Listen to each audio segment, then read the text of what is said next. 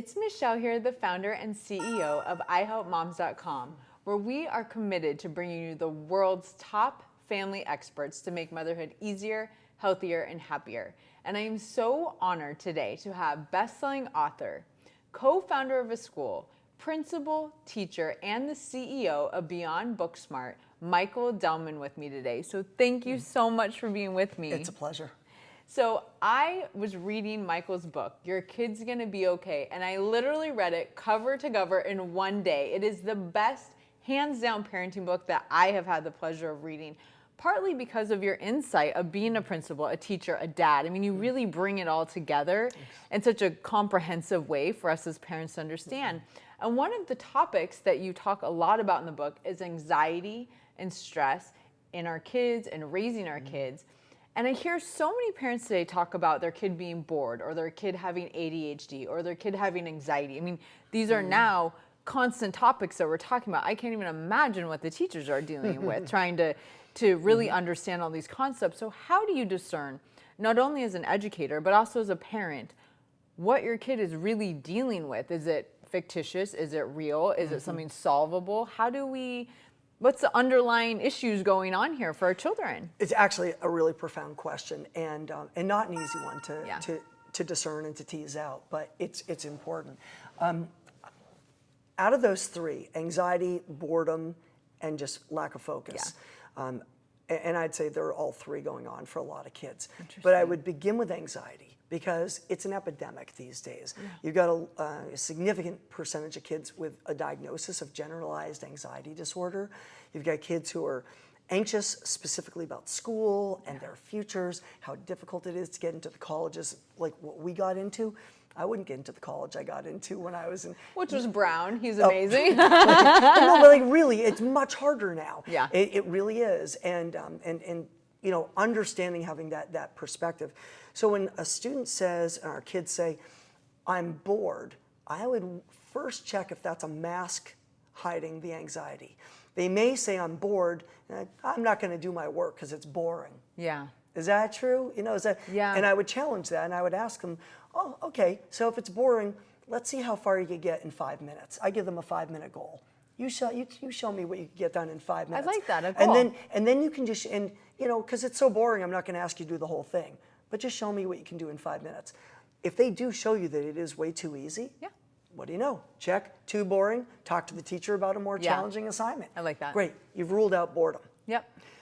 But if they're anxious, you've got to be able to deal with that and be able to say, okay, truly, it's not just that they're bored. It's not that they're bored, it's that my child is really, truly anxious, doesn't know what the directions mean, doesn't know where to begin, doesn't know what's more important than what, because it's just so scary. And so, you know, they're delaying, and they wait and wait and wait until it's too late. Yeah. And so that's a different problem. Again, you could approach the 5-minute idea with them too and say, you know, I know it's scary. Don't worry about doing the whole thing. Just give it 5 minutes and see what happens. Would you be willing to try it for 5 minutes? Wow.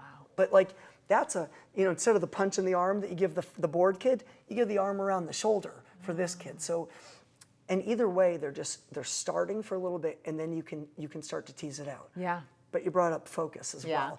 So the elephant in the room is focus. So I you know, the subtitle of my book had to do with living in the age of attention, right? Yeah, I love that. In this age of attention, meaning distractions are everywhere. You can't even pump your gas without getting advertisements, you know, you know, and everywhere you go, there's an ad. It's crazy. Yeah.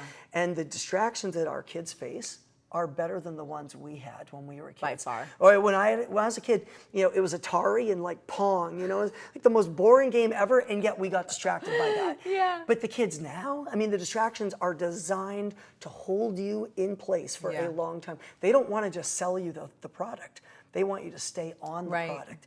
So we do have to assume that there's an element of focus too. Yeah. It's really difficult. So we need to be able to teach our kids, how do you focus even when, you know, even when there are all these distractions around, because the distractions aren't going away. Yeah. Wow. That's just a relief to hear almost. Yeah. It's, you know? but it's just, it really is. It's a fact. Yeah. So that's amazing. So one of the things that Michael talks about in his book that I really enjoyed hearing about was some of the anxiety decreasing, the stress relieving methods that you have. They're super simple, but I would love for you to touch on one or two of them. These are things that we can actually teach our kids, and I love these. So I would love to hear a couple of them. I'm actually going to show you. So, so one, you need two hands for this. Okay. So one, you hold up your hand like this, and you do what's called 5-finger breathing. Okay. So you take your other hand, and as you breathe in, you trace up, and breathe out, and breathe in, and breathe out. And you just do that for the course of, one hand. Now, if a kid's really stressed and that's not working, try 10-finger breathing. Yeah. Yeah. Now, the nice thing about this is, as opposed to telling, your kid, I'm going to teach you how to meditate, and you're going to learn an app and like Headspace or Calm.com, which are great, by the way. Sure. But they can't do that in class. Yeah. They can't do that when they're, in the middle of a math test.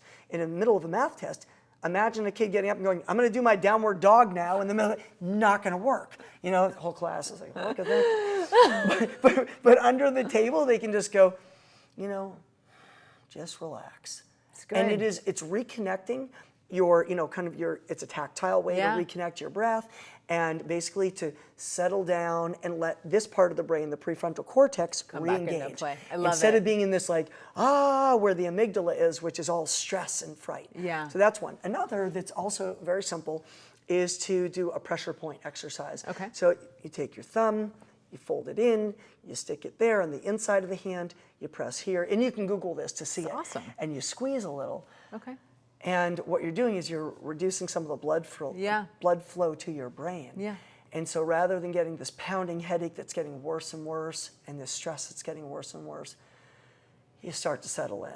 Yeah. You're also distracting yourself from this other thing that's bothering you, and you're going, my hand hurts, which is actually a good thing to do. We're redirecting our attention elsewhere. Yeah. So it's a nice thing to do, and again, it's something that doesn't, draw a lot of attention to yourself. Oh, these are two such good methods. A couple of simple things. There are plenty of others. I love it. Yeah. So I know as a parent, a lot of the questions we have is, if we notice a focus issue, if we notice our child have anxiety, how do we approach the teacher in a way that is thoughtful, in a way that we understand we want to be part of the solution with them, because teachers are inundated every day by things that really don't matter, right? So we don't want to become one of those. Yes. So you talk about a concept of what we know, what we don't know, what we didn't know, we didn't know. Yes. And I love this. And it's not even something that we as parents figure out. It's something that we do with our kids. Right. I love this method. Yeah, so, when kids are faced with, for example, a test or a paper or whatever it is, they often just feel a sense of paralysis, and the more they look at it, the more paralyzed they get. Analysis paralysis. And what happens is, as a well-meaning mom or a dad or whatever, we say to the kid, go in and get some extra help. Go see the teacher. Sure. So, but that doesn't go well, because kid goes in to see the teacher and says, my mom made me come in to see you. And the teacher, who's got these things called mirror neurons, these things that allow them to feel a little they sense the boredom. And the teacher feels a bit of annoyance and disinterest. Interesting. Isn't that terrible? And so what happens is, the student picks up on that, our kids pick up on that, and all that's going on are they're both doing withdrawals out of the relationship bank account. So instead of putting a deposit in where the relationship gets stronger and your child comes out feeling better, it's just been a withdrawal. And you're at home going, yeah, my kid's going in for extra help, woohoo. and your kid's going, I hate my mom, and the teacher's going, why is this, this kid doesn't care. Wow. But if they do this one simple thing of already going through the material and saying, what do I know? Check, check, check, check. Don't need to ask about that. What do I not know? This is stuff I kind of know, but not really well. X, X, X, but I probably could just quickly go over those. And what's the DK? I didn't even know I didn't know it.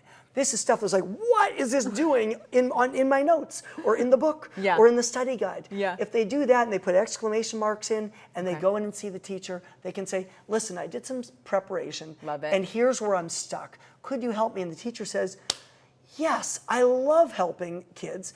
And I'm so happy to help you. And now they've built that relationship and everyone comes out a winner. So it's a huge difference in the way that, that extra help is positioned. I love that. Now you know why we at ihelpmoms.com go directly to the experts, because that is incredible information from a teacher, from a principal, and how we can allow our kids to put their best foot forward and essentially get the help that they need without us pushing it and ramming it down everyone's throat. Yeah. I love Right. that. Right. So there's so much great information in Michael's book, Your Kid's Gonna Be Okay. I absolutely love this book. I actually can't wait to read it again now that I've met you. But what is your number one takeaway for us in today's parenting landscape? There are so many things to think about and to worry about, and I think at the end of the day, I think you've got to believe in yourself as a parent, and you've got to believe in your kid. And this is hard because we're like, I'm not qualified to be a parent. There's no training manual. The books help. I hope my book will help so many parents. There are plenty of good books, but you've just got to believe in your child, and that we're only seeing them now. If you looked at a caterpillar and you didn't know that they could turn into a butterfly, you'd never believe it. Yeah. You'd have to actually have seen that or been shown that. You have to look at your kid now and believe that they're gonna grow into this beautiful butterfly. Yeah. So I guess my real message is I double down on my title. Like, you have to go with my kid's gonna be okay and believe that. So that's the key message to walk away with. That's amazing. And thank you. From myself being a parent and working with so many experts, I do think that's one of the best things that parents can hear. Why we educate ourselves, why we empower ourselves to be our children's greatest advocates through resources just like Your Kid's Gonna Be Okay by Michael Delman. So make sure you check it out. I got it on my Kindle, read it in a day. I highly, highly recommend it. And make sure that you check out all of Michael's blogs, because I have learned so much from you. So thank you so much. I really appreciate it. It's been a pleasure.